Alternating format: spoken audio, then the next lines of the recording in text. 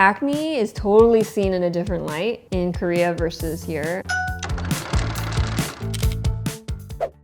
Hello, look who we have here. This is Charlotte Cho, everyone. She's the co-founder of Soko Glam, Then I Met You, also esthetician, and basically the queen of K-beauty because you've been doing this for about, you said 13 years now, right? We've seen a lot of trends come and go. Been around the block. Oh my gosh, the blocks are long.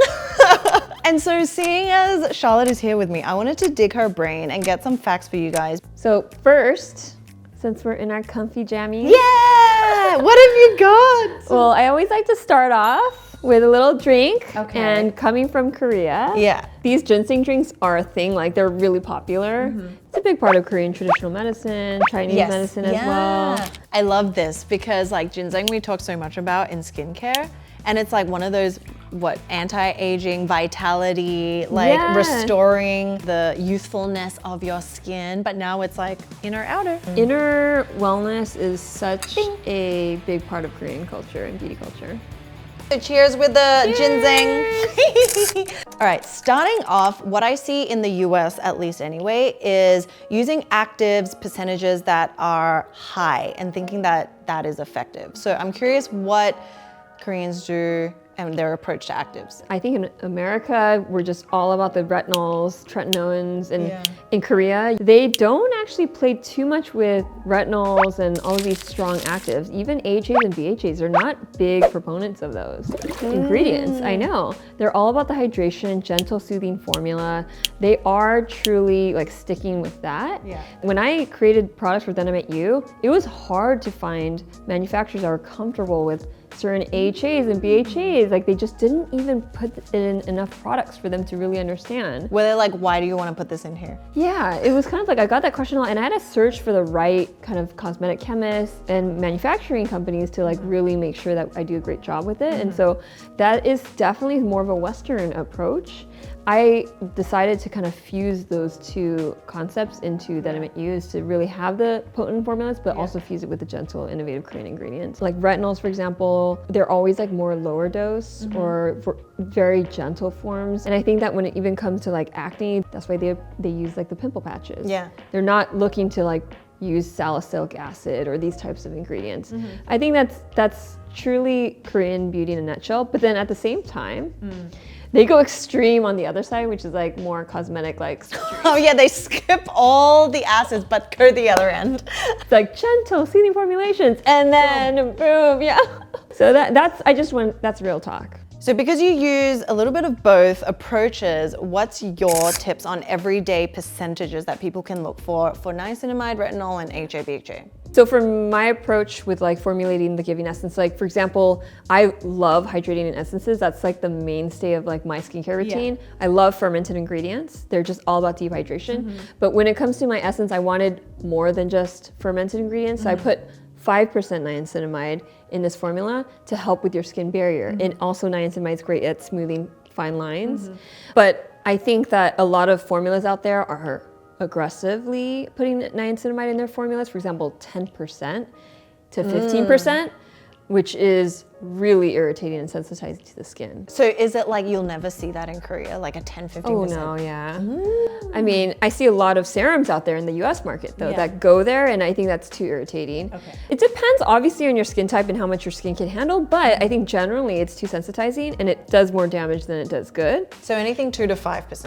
Well, I think anything below 5%, around the 2 to 3% and lower is not doing enough. So you're kind of striking that right balance. I think balance is so key. But I think that goes for AHAs, BHAs, it goes for retinols, like it's about that balance. Obviously it also depends on your skin type, but I think there's a point where you can overdo it. And then some brands like tout, like, look at how many acids, or look how much, it's a more potent formula, therefore it's better for you. But that could actually be a mistake you're making. That can age you faster. I think when it comes to sun protection, I think we all unanimously agree that sun protection is good because it prevents skin cancer. It also helps prevent pigmentation. But I think the approach Americans and Koreans have are kind of different. Americans kind of focus more on the face, maybe the body, but I think Koreans have a more holistic approach. So holistically, Koreans like make it a lifestyle, right? They're like, when they drive, they wear gloves that cover the hands and their arms. When it comes umbrellas, like literally rain, the umbrellas go up, shine, the umbrellas go up. Yeah. And it's like, it's pretty cool to see that though. It's like, they're just really infusing it into their lifestyle. Sometimes for me, like as an American, yeah, like I like to like, I'm having a picnic. I want to be kind of like in a sunny spot. But like in Korea, they're like trying to dodge the sun at all costs. Like there's only so much that sunscreen can also do, right? Where else should we be sunscreening? Hands, your neck, your under eyes, and your lips. Yeah. And so having that SPF protection here is like so crucial. And then I think lips also, the amount of sun exposure your lips get, and then there's not a lot of products with the SPF protection, but it is the thinnest skin on your body. Yeah, like actually the common theme is it's the thinnest, most delicate parts. Yeah. That we actually don't think it. So lips, And then neck, your and neck. hands. And then neck, especially because like it's so thin and it sags the fastest, right? Because it's so thin. And then there's actually not a lot of treatments you could do on your neck. It's largely neglected. I've heard Botox. Like they plump up the lines. Another thing I see is overcomplicating your skincare routine or using just too many products. So just as a disclaimer for the Yeah. Korean intensive skincare routine, it was never meant to be you have to use every single step every morning and night. Because like in the 10-step skincare routine, there's a sheet mask, right? Or some sort of mask. Yeah. You Like can't booster kind of products. Yeah, you can't possibly do that every morning and night, right? It's all dependent on your lifestyle and your skin concerns. So having the basic essentials, cleansing, moisturizing, SPF protection, those are the basics. And then it's filling it in with what your skin concerns are. If you have wrinkles, it's retinol. If you have dark spots, it's vitamin C. So you choose according to what you need. There's this new terminology in Korea. It's actually called YONO instead of YOLO. Oh. So YOLO is you only live once. So Yeah. it's like encouraging you to like go for it and do whatever. Yeah. Now it's YONO in Korea. It's you only need one. Oh, I love that. And I think it is about like just like paring things down, like just simplifying things a little bit. I'm all about this because I'm a busy mom of two. Yeah. I literally don't have time to kind of overindulge in skincare sometimes, which makes me sad a little bit. But it's real, right? Like my schedule is tight, I'm tired, I really don't have the energy. So I think it's about simplifying things a little bit and not overcomplicating things. I also, lastly, want to give the recommendation that if your main skin concern is acne, you should just focus on that. Instead of being like, well, I have acne, but I also want to brighten, I also want to make sure everything else is like great. Yeah. Like let's just narrow and deep, go into that one skin concern you have. I think that's my top tip. It's really what's happening in Korea as well. Ah, okay. So it's like we also heard skip step, streamlining. Yeah, that's right. Next is I see a lot of people just going to vitamin C for brightening and thinking that's the only ingredient that can help. There are so many other ingredients that are also gentle, very Korean style approaches to brightening your skin. You could also just go with like exfoliation, plain old general physical exfoliation. Because it's like getting the dead skin off Yes. and helping hyperpigmentation. Yeah, and I think like things like, what's that scrub? That St. Ives? Yeah. I think St. Ives got like a really bad rap. But Yeah. I feel like I'm a big fan of physical exfoliation. Yeah. And sometimes my skin feels baby soft when I use a gentle physical exfoliation. Yes, that's why I like toner pads. Yeah. Because it's like both at once. Right. Toner pads definitely is one way to like gently buff your skin. I think like papaya enzymes, like I love Favorite. papaya enzymes. Yeah. Even the physical ones that are grainy, and then Yeah. the ones that you could put into a formula like this, the Living Cleansing Tonic, it's just something that's going to sweep away those impurities. Yes. But in a gentle way. Ah, I love that. What's your yes. favorite like those rice Rice exfoliators? enzymes, Yeah. pineapple, papaya. Yeah. Yeah, they're Huge fan. so good. And then they just create this brighter, dewy, glowy experience. Yes. Yeah. And then also when it comes to brightening your skin, it's not just about L-ascorbic L-ascorbic. acid. It's also about like natural vitamin C content you can find in citrus fruits, lemons. Also, halabong is one of my favorite citrus fruits grown in Jeju, which is why I created the Bongbong Bounce Cream, which contains a lot of it smells exactly like yes. halabong. It's like you're transported. Yes, and so this has such a high content of natural vitamin C. Licorice extract is also one of my favorite natural brighteners. Yes. So there are a lot of other brightening ingredients out there. Yeah, and then there's also like alpha-arbutin and those other like more... But they don't get talked about They enough. don't. Yeah. Ellagic acid is another one of my favorites. Ooh. They are naturally derived from berries. Oh. And that's what I infuse with the Giving Essence. And that's another one that people don't talk about it enough. Yeah, vitamin C, I totally understand why it like grew in popularity because it's well studied. Yeah. But there are a host of other ingredients that you need to look for, and I think Korea does a really good job of like seeking those out. Koreans use less vitamin C. They use more of the naturally derived vitamin C ingredients, like halabong. Okay, you'll see in the B-roll. Finish this one. It is beautiful. Next, let's talk about acne treatments. Yes, please do. I dealt with hormonal acne in my 30s for about 5 to 6 years.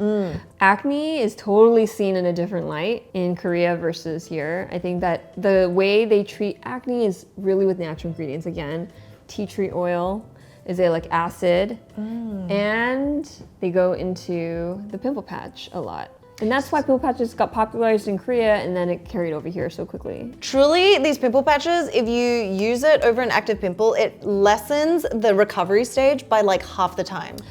Absolutely. It flattens your breakout in 24 or 48 hours. Like seriously. When I have like a breakout right before an important event, a video shoot, I'm like pimple patch all the way. I panic because I need to find it so it can help reduce the redness and just flatten it out. It's such a great way to take care of your breakouts and a true testament to what their philosophy is for breakouts. And yes, Korean brands create acids and like other kind of retinols and vitamin C's now, but it's really not because the demand is coming from Korea. It's coming actually from outside.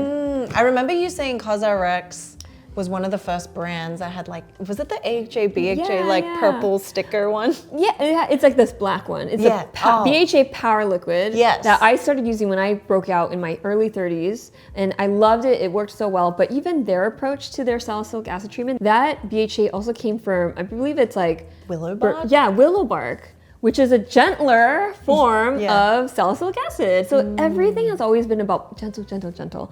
And that's why even for my approach with Then I Met You, it's always about gentle. And then fusing it with a little bit of a kick, but the right kick, the right balance. It's not gonna be overpowering.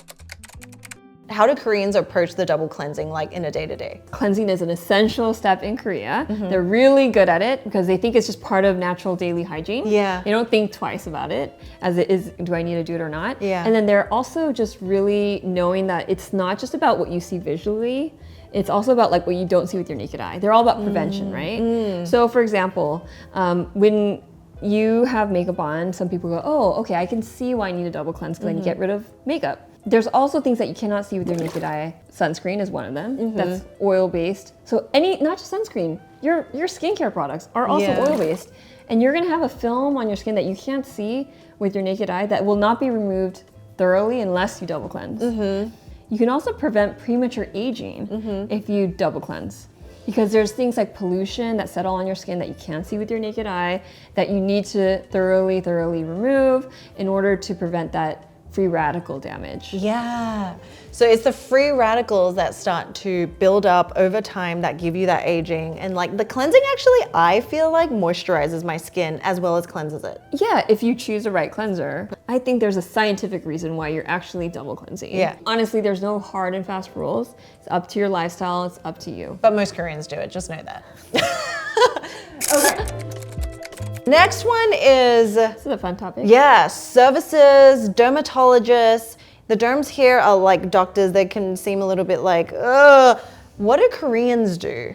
They're just really good about going to the derm regularly. So it's frequent. It's frequent. It's not like, I feel like in the US, I think it's also because of the healthcare system. Like you go to the derm because you have an issue, like a major issue. Yeah. And so you have a huge breakout or like you have really sensitive skin, it's like an inflamed rash. Yeah. And then I think because like the healthcare system, the way it is in the US, is like you have to have an issue to get like this covered. Yeah, right? and prescribed stuff. Yeah. But in Korea, because the healthcare system is so amazing, by the way, because I lived there 5 years, it's just night and day compared to the US. That's another video for another time, but in Korea, like you literally go like every 6 months to check up on your skin, just to get advice, just to see how things are going. And I think that really creates like a great relationship with your skin, right? It's always skin first, you know, getting to the root of the condition. Yeah. And you're always like supported, so you never like stray too far where the problem becomes so big. Right, yeah. It's like it's more fun and enjoyable versus like a panic. Yeah, and reactive. Yeah, and reactive. So then, like, kind of along those lines, how young do people start with these like facial services? And I'm talking like whether it's invasive or non-invasive. Honestly, they definitely go into that world a lot faster because they're just more knowledgeable. They're very proactive in that way, and also it's cheaper there as well. Like getting a facial is literally in New York, I feel like it costs you $300 for a standard facial. Yes. And then in Korea, you have definitely more options, like $50. Like you get packages, right? They're really into packages. It's like come here 20 times and the facial is $50. Yeah. Each. You know, each one. So it's like when it's that affordable, like of course you're gonna be going a lot more. But for me, like living in New York, I actually rarely ever get facials. Same. People ask me all the time for advice for where I go. I literally don't go until I go to Korea. And in Korea, like definitely it's a plastic surgery capital of the world for a reason. Like people definitely get little treatments here and there. Yeah. But also it's very preventative. Like they'll get Botox not to like smooth out a very deep wrinkle. Like they'll get it just to like prevent their forehead from moving around too much because then so it never forms in the first, or like it prolongs the time. Exactly. Or they're trying to use it for other reasons like slimming their jawline. Yeah. Or even like migraines, or like they'll like use a lot of those things. But their lasers are amazing. They're very skilled at it. There are people from all over the world that come to Korea just for these treatments and services because literally busloads. So are like people in their 20s like doing this kind of, okay. Definitely. Yeah. So it's kind of funny because it's like they're really good at like gentle ingredients with their skincare, and then they'll go all the way to the extreme to like, and then it's like change me. Yeah. So, but we're talking truthfully about like what is their approach, right? Yeah. Interesting. And yes, very accessible, which is not the same here. It's like thousands of dollars. Thanks for taking us on a tour to the Korean trends and ginseng. Wait, where's our ginseng? And inner beauty. Inner beauty. Why are we always cheersing? It's not even alcohol. To health. And you don't even drink. No. I know, you don't even drink. Why are we cheersing? Also, Charlotte is too humble and kind to tell you, but Then I Met You is now at Sephora. Thank you. It's her baby of 6 years. We've used it for like the majority of that time. I'm bending down.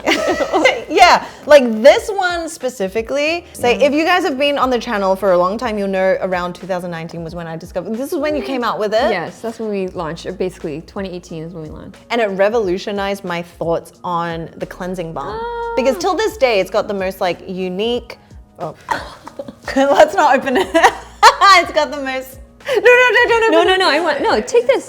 Yeah. No, I want. Yeah, it's better to. Oops. You're like, yo, wow, you're an OG fan. Like, you really don't want to open. It's got the most unique, buttery, like souffle of an oil cleansing balm. It is definitely sensorial. It's like transforms into this very luxurious oil. Yeah. And it's so great. I'm telling you guys, you need to use it as a facial massage. It's not a throwaway step. No. Cleansing doesn't just go on your skin, off your skin, and just rush through it. Like, you gotta take your time with it. Yes, and there's like moisturizing ingredients. Yeah, Ro loves this one too. Oh, really? Yes. Oh, as a micellar water? In your whole range, we have like our faves. You know what I mean? Like the Halabong is mine. Oh, this really? one and it the surpassed this? No, this is still my favorite. This will always be my You said favorite. Halabong is your first? Oh, this is within the like. I'm not going in order. Okay. Ro loves this one because it reminds her of the Sun and Puck. Yes, that was literally what I was trying to do a better job at. It's like so multi-purpose. Yes. Oh, I'm so glad that. No, because we were just filming a version, and she's like, "Oh, I like it because it helps take off makeup. It also," and I was like, "It is like the Sun and Puck back in the day because it was like a cult favorite." I was trying to create a supercharged micellar water. This has 78% deep sea water from Korea. Yeah. So that is going to help deeply hydrate your skin, but then it does have papaya enzymes and things to help whisk away all the impurities. Everything that we love. Like it's got the licorice for brightening, the deep sea for soothing, the papaya for like the brightening, exfoliation, and hyaluronic. It's hydrating. I just don't like micellar waters that leave an oil slick on your face. And I wanted to know that if I'm gonna leave it on my face, I'm not gonna wash it off. Yeah. It's gotta be good. So the deep sea water, that's what it is instead of just regular water. Yeah. And then my favorite, if you guys like exfoliate, I know we were just talking about exfoliating acids, but the rose exfoliating mask, it's like a pick-me-up of the week. It just transforms your skin at on a weekend. I don't like to say like it's overnight results, but literally it's overnight. And the rest of the Then I Met You team, if you had to ask them, they all love the Rose Davis facial mask as well. Like you put on like makeup afterwards and you're like, whoa! My skin, the texture is all gone. I'm really honored because I know you try a lot of different products and I really feel like what you're saying is exactly what we were intending and what I was intending for the product. So thank you. Yeah, so check it out. Thank you, Charlie, for coming and sharing your wisdom. We've literally talked our heads off. I'm so tired. There is so much to cover in K-Beauty. We love our K-Beauty. We've obviously tried 1,000 products, so hope you guys enjoyed this video. Thank you. Leaving all the information below. Take care. Bye. Bye.